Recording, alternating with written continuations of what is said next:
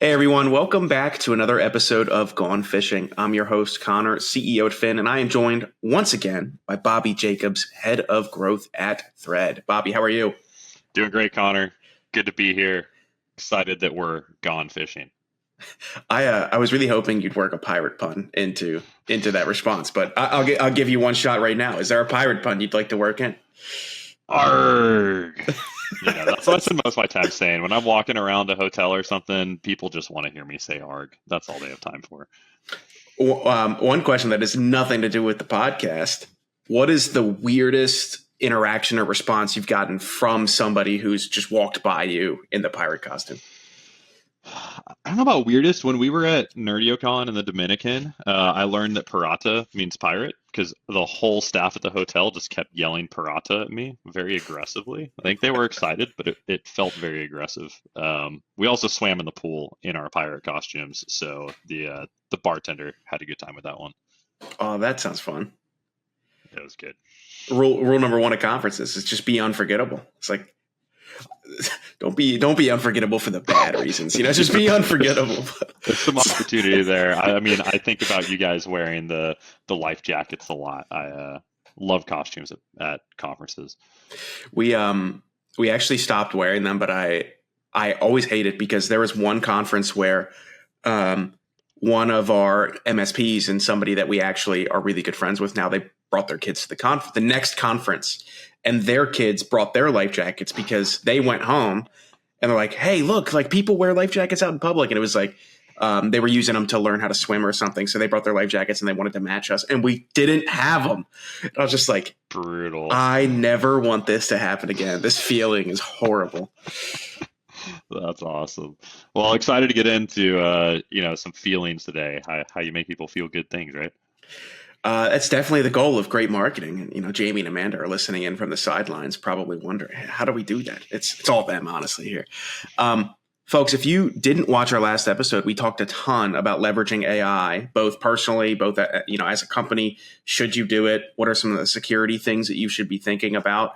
And today, true to that, we're actually going to be talking about some of that as well, but now in regards to marketing and customer interactions. So AI is here. It's here to stay. It's a tool that can be leveraged for great good or great bad. There's a quote from Uncle Ben that all of us could put in there, but we're not gonna beat that dead horse back to death. So, Bobby, the future of customer interactions. What is it going to look like in your mind? I think meeting your customers where they are, that's something we say a lot at Thread. It's something a lot of people say a lot because it's a good statement, right? That's everybody wants to be met where they are. And I think with things being so collaborative now, there's a lot of places people can be. So, if you're messaging someone on WhatsApp, but they haven't downloaded WhatsApp for a year and a half, they just used to have an account there, they're probably not going to respond. And there's a lot of places that you can message people. Maybe they have Teams, but they use Slack and they're not going to respond on Teams. Might be more relevant, right? So I think the medium that you're using, email deliverability, is always going to be less and less. Phone calls are going to be screened more. So how do you reach people that want to be reached in the right way? Or maybe people that don't know they want to be reached, but you have a solution that's going to make a big impact for them. I think that's at least one area that people need to put a lot of thought into. There's definitely not a lot of thought of like what's it's like, you are true in that statement. Go to where your customers are, but if you don't have a really good inkling, as something we kind of touched on in the first episode, it's like you got to get really good at asking questions. You got to get really good at defining these things. Computers are very dumb. Even AI, still incredibly dumb. It'll do exactly what you ask it to, and then it won't do anything else. So if you give it some super broad request, or you try to believe it'll help you solve the problem of where are my customers, it's like you're probably going to get a lackluster result. But if hey, my customers are in these Facebook groups, they're also on these Reddit threads, they go to these kind of conferences, how can I, like, what are some of the things that tie all those together, and how can I target more of those people more often? You'd probably get a way better result. I think so. Yeah, at some point, like you probably should have better insight than AI has as well on where your customers are, right? Like I think that maybe not the best use case for AI, but if you want to start brainstorming, you want to start getting some blood flowing, like sure, absolutely. But I think kind of to what you're saying earlier, like you have to know your customers, right? Like you should have insight into where your ideal customer profile spends their time. And you want to do more of that. So I think that's kind of a first piece to think about as far as providing those good experiences. Should AI be interacting with your customers at all? And maybe we can split this into a two-parter. It's like, should AI be crafting communications to people before they're a paying client, before they're a customer? And then what should AI's role, or how should you leverage AI as a company? Because it just shouldn't be AI. It should be you leveraging it when they're already a customer. I don't think that you should let AI out in the wild talking with your customers today. Probably getting close to that. There's some enterprise tools that if you're going to go spend $1 million annually with, they're probably there. But the average AI vendor and the average person using OpenAI or whatever they are on their own is not mature enough today to allow AI to talk to their customers. I will die on that hill. There's opinions on it. There's people doing it in the MSP space. We're a service experience platform at Thread. We care a lot about customer experience, about employee experience. Everyone has spent a lot of time on websites trying to chat with some service provider that you use, probably your phone and internet, and it crashes on purpose so you can't get a hold of the right people. Like that's the most extreme bad version of like not even AI, but just self-serve, right? People want to get closer, but I think one, because there's been so much injustice done around these self-serve bad experiences, but two, they're just not to the point yet that your team is. And I think that's a big part of it. Like, can you provide a better experience? Then you probably should provide a better experience. That's my thought. Yeah, there's definitely if you don't think you can do it, it's like if you can do it great, but the tools that you leverage can't help you do it greatly at a wider scale. They just, lower the quality, and you're not going to get the result that you actually want. You're going to get way lackluster results, and you're gonna blame the tool when in reality you should have looked internally. You should have been a little more introspective on that one. Yeah, and I think as we move closer to it, because I do think the future state, we will have AI interacting with customers and doing more self-serve stuff. I think if you have opportunities to insert AI, either manually or if it's reading messages, then if someone says something about onboarding, then it responds with an onboarding form, or if someone says something about pricing, then it responds with pricing. I think those can be helpful.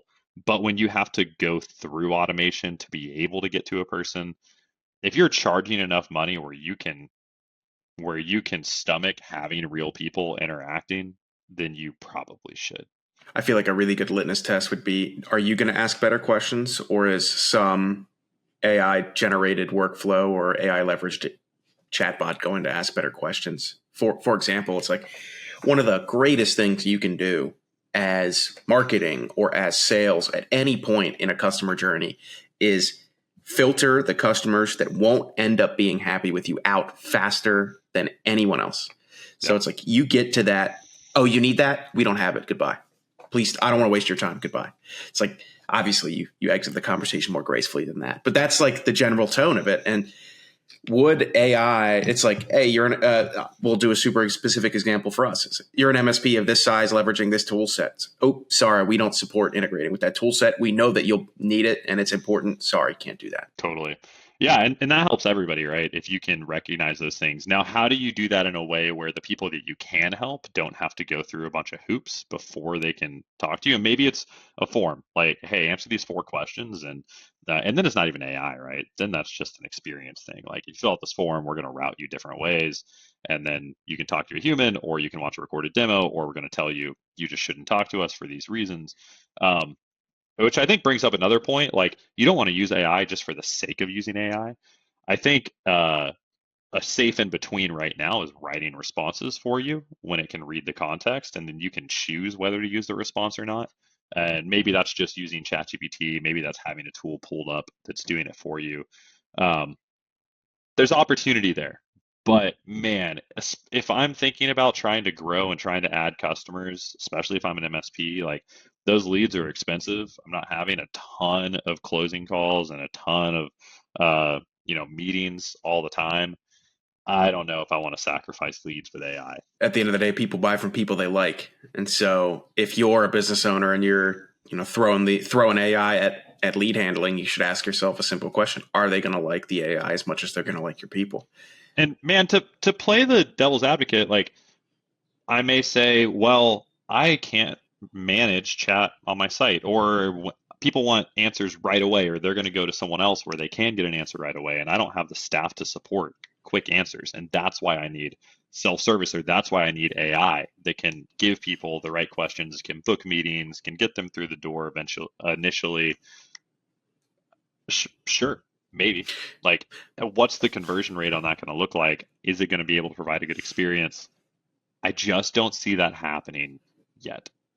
I wonder if like some amount of radical transparency is going to make its way back into customer communications, where we saw this trend from the early 2000s up until still happening today, where it's like, and yes, for those of you wondering, I was old enough to be conscious at that time, where it's like, hey, we keep everything US based, or hey, we offshore some of our support to provide better services at lower costs. It's like what mattered was not what you did. What matters is that you were open and honest about it. So if somebody goes to Thread's website and they're talking to a chatbot, well, what if they know I'm talking to AI Bobby? I'm not talking. It's like literally called AI Bobby or something like that. Sure. It's like, but always have that option. It's like, hey, I'm not liking the responses. Great, we're going to send this to Bobby. However, he may be busy, so just know that your response time is not going to be immediate now.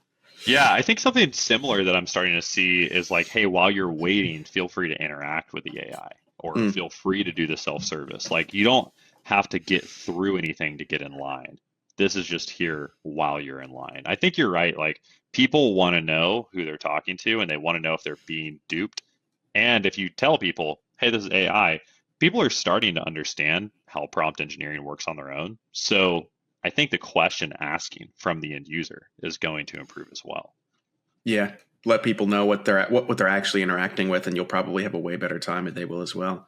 One thing, this is a topic near and dear to my heart because of how much BS makes its way into my email and my LinkedIn inbox. It's like, we were talking about this just before the call, is you asked a question: should you leverage AI to go talk to more of your customers or more of your prospective customers? And my response was sure. However, if you're doing things in a duplicitous manner and you're reaching out to people in annoying fashions, such as blowing up their inbox or DMing them on LinkedIn saying, hey, just want to connect, and then throwing like 6 different, are you there? Connor, comma. Have you seen any of my messages? It's just like, oh my goodness, I want to eject you into the sun. It's like, this is a horrible experience. So for those of you who are listening or watching, or even you, Bobby, it's like, if your belief about leveraging AI and customer interactions is like, we're going to do more of that, it's like, you're going to implode because you're just doing more of what people don't want. Yeah, doing more bad things faster is just more bad. I think luckily we're seeing the major systems out there correcting for those. Like, if you're making too many calls, you're going to show up as spam likely. If LinkedIn sees you blasting too many people, they're going to block your messaging. So we do have some protections. It's still insane how much gets through with all these things in place. But yeah, on the flip side, if you're doing really good things, like, hey, maybe I have a sales team and I have 3 people making calls, and one of them is like 50% better than everyone else. Like, well, let's help him make more calls. Let's help him send more of his emails and get more connects with people. But you still have to do it in a way that's similar to how you're doing it now. You can't switch to like, he's calling people off his cell phone, and now I have a dialer where people answer and there's a 30-second delay before he actually gets on the phone. Then you're probably not going to see the same results. The amount of avoiding the right work to do that people do, this is, I guess, less about AI and more about customer interactions. The amount of avoiding the right work that people do on the path to converting someone to a customer is absolutely insane. And I'll give you a very specific example from my life. Super early on, Phin wasn't even a company. It was just literally just me in my parents' basement. I would reach out to companies, but I would do 2 things beforehand. I'd connect with them on LinkedIn and look at where they went to school. And I would go to their website and see what other tools that they claimed to leverage and where they claimed is like, and literally I just go on and I'd connect with them. I say, hey, can we get a meeting? And before I got to the meeting, I say, hey, I see you serve this geographic area. I see you use these tools. This is what other people complain about when using these tools. Do you have a similar experience? 10 minutes of my life. And they'd get on the call like, wow, that's the most thought anyone has ever put into reaching out to me. It's like, really? Like I'm not good at this. I did it poorly. And I have a very similar experience, not only in LinkedIn, but in emails. Somebody will respond and say, hey, I saw this post about XYZ. I just wanted you to know this is my thought on that. And it's very clearly not written by AI. It's very clearly not a mass outreach. It's very clearly, I saw what you wrote. I engaged with it. I liked it. This is a unique twist that I want you to take from it. It's like, hey, I'd like to spend more time with you. Sure, I'll give you 15 minutes. No, 100%. Man, that reminds me when we were talking about like doing more bad things, you have to do it. You have to continually be good throughout the process, right? Like, how do you do more of the right things? I had someone send me an email and they were like, hey, we make video teasers for people. Can I make one for you for free? It's like, okay, I get a lot of spam, but I'm going to say yes to that. Like, sure, I'd love to see a video you make, and maybe we'll use you to make videos. And then a week later, they sent me what they made, and it was super bad. It was super low quality. And it was like, guys, you had such good outreach. Like, your product's not good. You shouldn't be going to market yet. Like, you shouldn't be doing these good emails until you have a good product.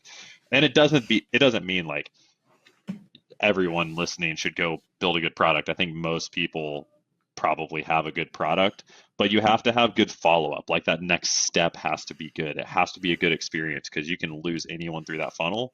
And when you're thinking about AI entering the picture, anywhere on that funnel, they can drop off. To phrase that in a saying that one of my buddies just gave me the other week is like, I gave you a layup, and instead of dunking it, you turned around and threw the ball into the audience. Yep. I was just like, wow, 100%. what a great visual way to explain that. Yeah, because once you get someone engaged, now like chances went up a lot. Like, I probably was not going to go look at a ton of other people that made videos. I was engaged with them, but they threw the ball into the audience. It was like, it didn't even have to be the best in the world. It was just really bad. Exactly. For folks who wanted to connect with you, Bobby, or connect with Thread, where would you suggest they go? Yeah, you can find me on LinkedIn, Bobby Jacobs. I've got a pirate hat on. You can find Thread at getthread.com. You can email me at bobby@getthread.com. Thanks, Connor. Awesome. Folks, thanks for listening. Thanks for watching. We will have links to all of that in the show notes, so feel free to reach out. Bobby, it was great having you on. Love to have you on again, and can't wait for the next episode. See you, everyone. As always, everyone, thanks so much for tuning in to Gone Fishing. If you want to find out more about high-quality security awareness training campaigns, how to launch them in ways that actually engage employees to change their habits, then check us out, Phin Security, at phinsec.io. That's phinsec.io, or click all of the wonderful links in our show notes. Thanks for fishing with me today, and we'll see you next time.